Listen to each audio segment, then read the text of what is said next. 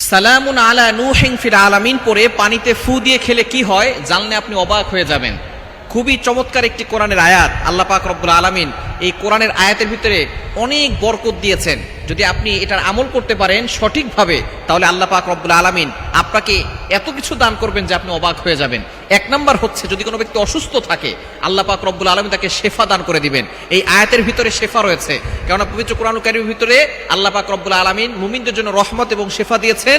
এটা আল্লাহ পাক রব্বুল আলামিন নিজে বলছেন। কোরআন খোলেন 15 নম্বর পারার 9 নম্বর পৃষ্ঠা 2 নম্বর লাইন, সূরা বানী ইসরাঈলের 82 নম্বর আয়াতে রব্বুল আলামিন বলেন, ওয়া নুনাজ্জিলু মিনাল কুরআনি মা হুয়া শিফাউন ওয়া রাহমাতুল লিল মুমিনিন। আমি আল্লাহ তাআলা মুমিনদের জন্য এই কোরআনটাকে রহমত স্বরূপ, শেফা স্বরূপ নাজিল করে দিয়েছি। কোরআনটা হচ্ছে মুমিনদের জন্য রহমত, কোরআনটা হচ্ছে মুমিনদের জন্য শেফা। সুতরাং কোরআনের ভিতরে শেফা রয়েছে। কোরআনের ভিতরে চমৎকার একটি আয়াত হচ্ছে সালামুন আলা নূহিন ফিল আলামিন, পবিত্র কোরআনুল কারীমের। এটা হচ্ছে 23 নম্বর। দ্বিতীয় নাম্বার হচ্ছে আল্লাহ তাআলা আপনার অভাব দূর করে দিবেন। 3 নাম্বার, আল্লাহ পাক রব্বুল আলামিন আপনার প্রয়োজনগুলো পূরণ করে দিবেন। আপনার যত প্রয়োজন আছে, যত কিছু আপনার চাহিদা আছে, এগুলো আল্লাহ পাক রব্বুল আলামিন পূরণ করে দিবেন। এবং আল্লাহ তাআলা আপনাকে বিপদ আপদ থেকে হেফাজত করবেন। কিভাবে পড়বেন আপনি এটা?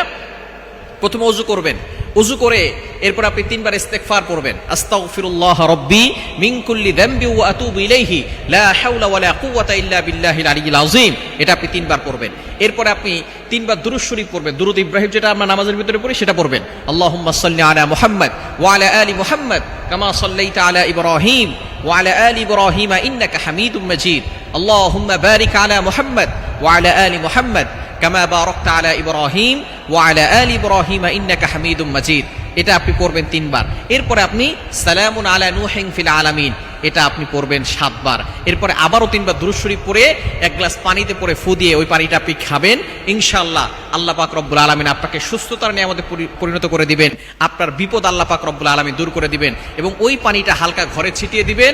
ওই ঘরের ভিতর থেকে আল্লাহ তাআলা অভাব দূর করে দিবেন। ওই ঘরের সকল প্রয়োজন আল্লাহ পাক রব্বুল আলামিন পূরণ করে দিবেন। আল্লাহ তাআলা আমাদের সকলকে ইয়াকিনের সাথে আমলটি করার তৌফিক দান করে।